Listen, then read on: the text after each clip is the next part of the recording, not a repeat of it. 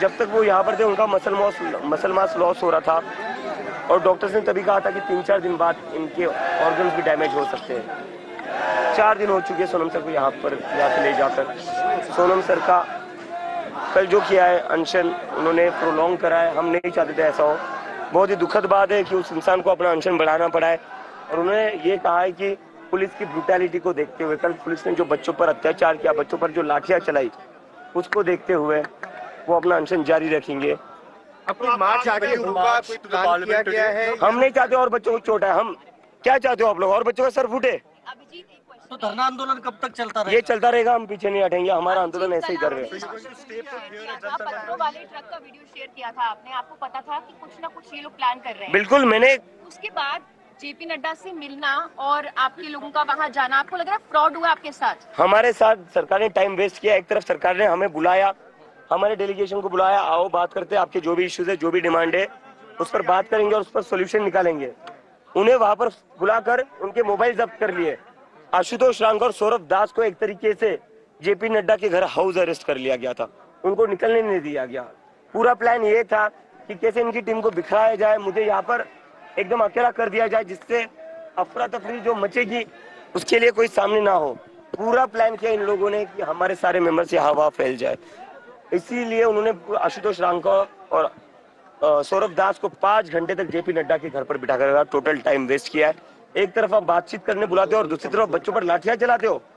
Name tag हटाने के orders दिए थे पुलिस को, नेम टैग हटाकर इन लोगों ने पीटा है। उसके बाद में कोई और मैसेज आया शाम में गवर्नमेंट की तरफ से या कुछ नहीं? अब इसके बाद गवर्नमेंट को बात करनी है तो उन्हें जंतर मंतर आना पड़ेगा, हम नहीं जाएंगे उनके पास। अभिजीत, इतने वीडियो सामने आ रहे हैं कि कैसे पुलिस ने क्या किया, हर घटनाक्रम का वीडियो मौजूद है, उसके बाद भी दिल्ली पुलिस बोल रही है कुछ नहीं हुआ।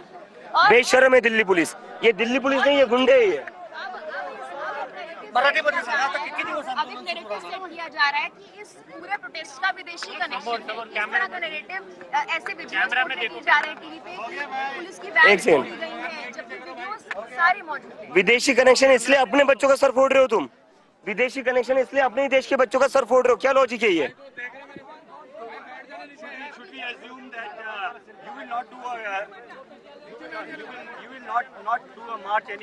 You are not going to do a march because this government and the police wants the blood of the students.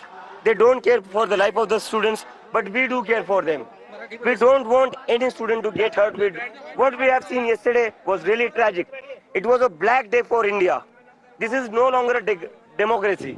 मराठीमध्ये सांगा किती मुलं प्रोटेस्ट जखमी चलता झाली? रहेगा, प्रोटेस्ट सोनम सर अनशन पर रहेंगे, प्रोटेस्ट चलता रहेगा। मराठीमध्ये सांगा किती मुलं जखमी आहेत आणि आंदोलन किती दिवस सुरू राहणार? आतापर्यंत माझा जो आकडा आलेला आहे 150 पेक्षा जास्त मुलं जखमी आहेत। मी काल आरएमएन हॉस्पिटलला जाऊन भेटून आलो काही मुलांना, त्याच्यात एक मुलगी जी आहे ती क्रिटिकल आहे, तिच्या गळ्यावर दिल्ली पोलिसांनी लाठी मारली आणि त्यामुळे तिला खूप जखम झालेली आणि ती जमिनीवर पडली, त्यामुळे स्टॅम्पिड झाला लाठी चार्जमुळे, त्यामुळे ती क्रिटिकल आहे। तिला जर काही झालं तर दिल्ली पोलीस आणि नरेंद्र मोदी यांच्यावरती जिम्मेदारी असेल आणि आमचं आंदोलन जे आहे ते चालूच राहील। आम्ही आंदोलन मागे घेणार नाही। काल जे झालं त्याच्यानंतर तर आम्ही अजिबात मागे सरकणार नाही। काल हा भारतासाठी काळा दिवस होता। 12-12 वर्षांच्या लहान मुलींवर दिल्ली पोलिसांनी लाठ्या चालवल्यात, त्यांचे गळे पकडलेत।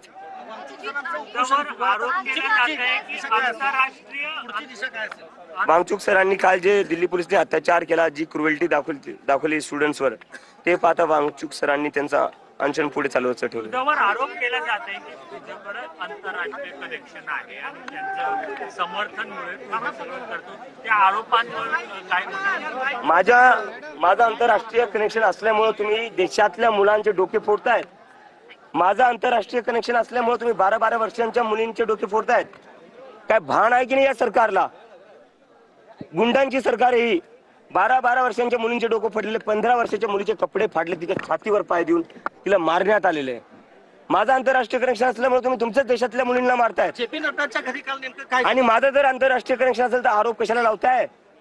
इन्व्हेस्टिगेशन करा, आरा सगळं बाहेर दाखवा मीडिया समोर। नड्डाच्या घरी काल नेमकं काय झालं? नड्डांच्या घरी नुसता टाइम वेस्ट केला नड्डांनी, तिथं बोलवलं, आमचे जे स्पोक्सपर्सन गेले होते त्यांचे मोबाईल जप्त केले, एका प्रकारे त्यांना हाऊस अरेस्ट केलं आणि कुठे ना कुठे असा प्रयत्न करण्यात आला की मला इथं कसं तरी एकटं पाडण्यात यावं सौरभ दास आणि आशुतोष रांगला तिथं फसून त्यांनी तेच केलं। एकीकडे तुम्ही आम्हाला बोलवण्यासाठी तिथं बोलवलं की आपण संवाद करू, याच्यावर कसं सोल्युशन काढता येईल, आणि दुसरीकडे तुम्ही स्टुडंट्सवर लाठीचार्ज केला इथं। सोनम वांगचूक यांची परिस्थिती काय काय अवस्था आहे, काय बोलणं झालंय? माझं सोनम सरांसोबत बोलणं नाही झालंय, कारण की पोलीस अजूनही त्यांच्यासोबत बोलणं होऊ देत नाहीये.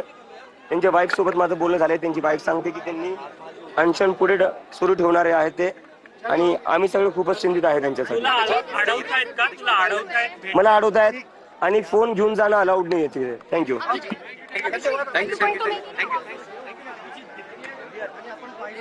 त्यांनी थेट मराठीमध्ये देखील प्रतिक्रिया दिली आहे. प्रामुख्यानं सोनम